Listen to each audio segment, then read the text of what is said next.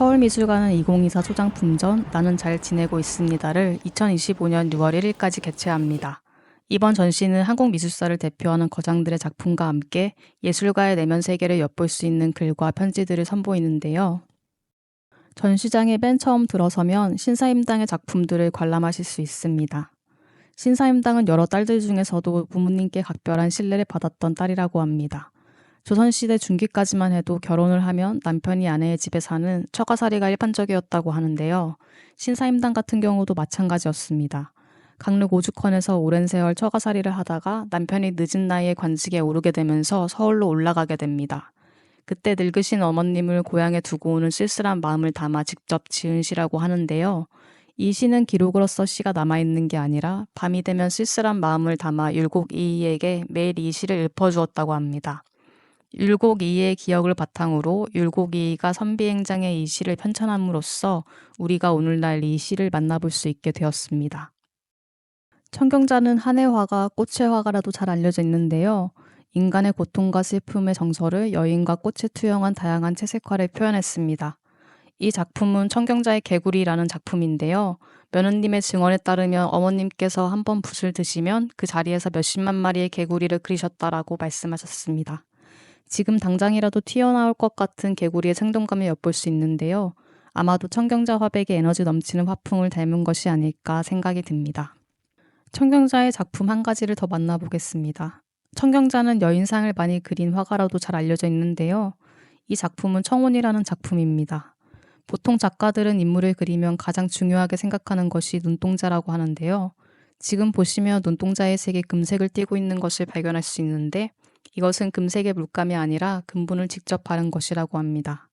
뉴욕의 저택에 걸려있던 그림으로 잘 알려져 있는 이 작품은 큰딸의 행복을 기원하기 위해 그려진 그림이라고 합니다. 이번 공간은 단색조의 대형 작품들을 한눈에 감상할 수 있는 공간입니다. 단색화란 서구의 미니멀리즘이라고 번역되지 않고 단색화라는 고유명사로 지칭되곤 하는데요. 이 작품은 물방울 화가로 잘 알려진 김창렬의 회기연작입니다. 다음은 사람들이 연대하는 모습을 그린 서세옥의 사람들. 이 작품은 서울미술관의 대표 소장품 김한기 10만 개의 점입니다. 김한기는 여러 도시를 다니면서 작업 스타일이 조금씩 변화했다고 하는데요. 도시 이름을 앞에 따다 땡땡시기라고 불리기도 한 이 작품은 뉴욕 시기에 완성된 그림입니다. 언뜻 보기엔 모두 같은 푸른색의 점들로 이루어진 그림 같지만 자세히 보시면 수십만 개의 점들을 발견할 수 있고 그 점이 다 다른 푸른색을 띠고 있는 걸 알 수 있습니다.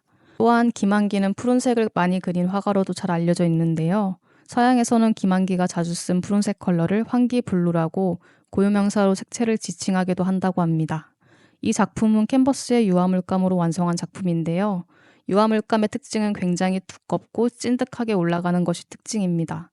그러나 굉장히 투명한 느낌을 받으실 수 있을 것 같은데요. 바로 그 이유는 수십 개의 점을 쌓아 올려서 그 아래 있는 색이 은은하게 올라오는 기법을 활용했다고 합니다. 이 작품은 1973년도에 제작되었고 김한기 작가는 1940년에 돌아가셨습니다.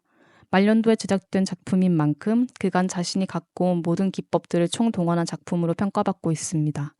그만큼 가치가 너무 높은 작품이어서 휘상에 올랐을 때 판매가가 100억 원이었다고 합니다.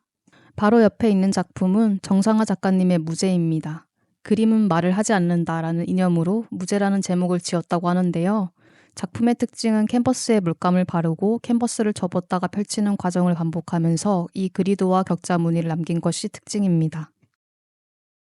지금까지와는 다르게 강렬한 인상을 받을 수 있는 작품이죠. 이대원은 어린 시절부터 굉장한 재능을 보여서 나는 미술가가 되어야지 하는 마음으로 미대에 진학하고자 했지만 부모님의 극심한 반대로 입학한 곳이 서울대 법대입니다. 미대에 진학하지 못해서 서울대 법대를 들어갔던 남다른 모습. 마인드도 좋은 게 나는 미대에 가지 않았으니 마음대로 자유롭게 그릴 수 있고 또 스승님을 찾기 위해 대학을 가려고 했던 거면 내가 지금이라도 스승님을 찾아가면 되겠다 하며 당대 최고 동양 화가의 거장이셨던 노수현 화백을 찾아가게 됩니다. 그 밑에서 동양화의 기법은 물론 한국의 전통적인 점과 선의 기법을 배웠다고 하는데요. 이 작품은 법대 졸업 이후 부모님께서는 과수원을 물려주셨는데 널찍이서 시시각각 변화하는 과수원의 모습을 바라보며 그린 그림이라고 합니다. 그의 대학 시절은 일제강점기이자 2차 세계대전 중이었는데요. 일본으로 강제로 끌려가서 했던 일이 히로시마에서 한국인의 널브러져 있는 시신을 옮기는 일이었다고 합니다. 그래서 전쟁에 대한 트라우마가 심했고 일본에서 귀국했을 때 여러 번 삶을 포기하려고 했다고 합니다. 그때마다 나를 살려준 그림은 바로 이 그림이다라고 했습니다. 서울미술관 회장님이 작업실을 방문했을 때 이렇게 말했다고 합니다. 제가 죽고 싶을 때마다 한 붓 한 붓 정성스럽게 그린 그림입니다.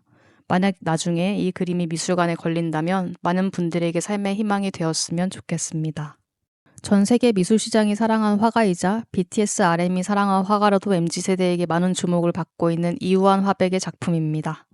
이우환 화백의 가장 중요한 키워드는 절제와 여백입니다. 화면에 많은 것을 담아내기보다는 덜어낼 수 있을 만큼 덜어내는 것이 작품의 특징입니다. 그는 서울대 미대를 다니다가 중퇴를 하고 일본으로 건너가 미대가 아닌 철학과에 들어가게 됩니다. 평생을 철학을 공부했던 만큼 그림을 그릴 때도 보는 사람으로 하여금 어떤 의미를 지닐 수 있으며 예술로서 어떻게 승화될 수 있을지 직접 스스로 사유하게끔 철학적인 메시지를 많이 담았습니다. 이 작품은 대화라는 제목인데요. 붉은색과 푸른색의 조화가 아주 대비되는 것이 특징입니다. 두 색이 뒤섞이는 것처럼 보이기도 하고 또 뒤섞였던 색이 본연의 자리를 찾아서 되돌아가는 것처럼 보이기도 합니다. 또 작가가 중요하게 생각하는 것이 관계성이라고 하는데요. 작품의 제목과 걸맞게 작품과 감상자 간의 상호작용에 집중하고 서울미술관은 이우환의 작품을 명상하듯 감상할 수 있도록 무한의 공간이라는 특별 공간에 작품을 집중도 있게 설치했습니다. 이번 공간은 이중섭의 사랑과 우정을 다룬 공간입니다. 대한민국 국민들이 가장 사랑하는 화가 1위에 손꼽히는 이중섭 작가인데요. 이중섭은 일본으로 유학을 떠났고 그때 학교에서 만난 5살 연하의 여인과 사랑에 빠지게 되는데 야마모토 마사코 여인입니다. 두 분께서는 풋풋한 연애를 이어가다 마사코 여사가 사정으로 학교를 그만두게 되자 보고 싶은 마음을 담아 여사님의 집 주소로 엽서를 보내게 됩니다. 6점의 작품은 단순한 회화 작품이 아니라 사랑의 메시지를 담은 엽서화입니다. 어떠한 텍스트도 발견할 수 없고 전부 그림으로만 이루어진 것을 발견할 수 있습니다. 작품의 재밌는 점은 일반적인 엽서는 보통 보내는 사람, 받는 사람 주소를 모두 적는데요. 그는 받는 사람의 주소만 적었다고 합니다. 그림으로만 이루어진 편지를 보내면 내가 보낸 줄 알겠지 하는 자신감을 엿볼 수 있고요. 한편으론 절대 반송받지 않겠다는 포부를 담은 것이 아닐까 하는 두 가지 해석이 이어지곤 합니다. 1945년 제2차 세계대전이 끝날 무렵 일본에서는 미군의 폭격이 쏟아지고 있었습니다. 마사코 여사께서는 이대로라면 다시는 이중섭을 만날 수 없겠다라는 생각에 일본에서 한국으로 건너오게 되는데요. 원산에서 이중섭을 만나 결혼식을 올리고 결혼 직후 첫째 아들을 낳았지만 아들은 몸이 좋지 않아 일찍 죽게 되고 그 이후 2명의 아들을 더 낳고 4명의 단란한 가족을 이뤘습니다. 영원할 것 같았던 가족의 사랑은 영원하지 못했는데요. 바로 1950년 6.25 전쟁 때문이었습니다. 평안남도 출신이었던 이중섭은 원산에서 서울, 서울에서 부산, 부산에서 제주로 피난 가면서 그 과정 속에서 가족들의 건강이 모두 안 좋아지자 남은 가족들을 일본에 보내야겠다 하며 보냈지만 당시 한국과 일본은 수교를 맺지 않아 이중섭은 일본으로 건너가지 못했습니다. 그 당시 가족들을 보고 싶은 마음에 보냈던 편지화인데요. 2년이라는 짧은 세월 동안 100통이 넘는 편지를 보냈다고 합니다. 글로만 이루어진 편지, 그림으로만 이루어진 편지, 글과 그림이 섞인 편지를 총 한 세트를 이루어서 보냈다고 합니다. 이중섭의 편지 같은 경우에는 정확한 시기와 주소가 나와 있지 않아 내용을 보고 유추를 하는데요. 이 편지 같은 경우에는 유족께서 특별히 편지 봉투를 함께 동봉해 주셔서 정확한 날짜와 주소를 확인할 수 있었습니다. 생각보다 실물의 크기가 작아서 놀라시는 분들이 계시는데요. 형편이 좋지 않아 대부분 손바닥만한 작품이 많았습니다. 하지만 이 작품은 전시회에 출품하기 위해 특별히 제작된 작품으로 상당히 큰 사이즈에 속합니다. 이중섭은 소를 많이 그린 소의 작가로도 유명한데요. 소의 모습을 보시면 어떤 생각이 드시나요? 뼈가 다 드러나고 야이었지만 매우 힘이 넘치고 얼굴은 정면을 향해 당당하게 응시하고 있는 기세등등한 소의 모습입니다. 야이었지만 힘이 넘치는 소의 모습은 어려움을 이겨내고자 했던 이중섭의 자화상이기도 하고 한국 전쟁의 순환을 극복한 민족의 자화상이기도 합니다. 작품을 직접 좀 더 가까이서 보시면 종이가 우글거리는 모습을 볼 수 있는데요. 바로 종이는 바닥 장판에 쓰여지는 싸구려 종이 위에 페인트를 섞어 완성했다고 합니다. 작품을 그리던 초기에는 형편이 여의치 않아 일상적인 재료들로 그림을 그렸는데요. 친구들이 고급 캔버스와 위화 물감을 가져와줘도 나는 일상적인 재료들이 만나는 조화가 너무 좋다라고 말하며 재료들을 고수했습니다. 이중섭은 40세, 죽을 때까지 가족들을 만나지 못했습니다. 반면 마사코 여사는 101살의 나이로 2022년에 돌아가셨는데요. 이중섭의 못다한 삶을 대신 살고 간 것이 아닌가 말씀하시는 분들도 있습니다. 이번 전시의 메시지는 한 예술가는 겉으로 보기에 화려하지만 당장이라도 붓을 내려놓아야 하는 현실에 맞닥뜨려야 했습니다. 그때마다 곁에 있던 가족들, 친구들, 연인들이 있었기에 버틸 수 있었다고 하는데요. 나를 살게 하는 삶의 원동력은 누구인지, 또 내가 사랑하는 사람은 누구인지 다시 한번 생각해 보실 수 있는 좋은 계기가 되셨으면 합니다.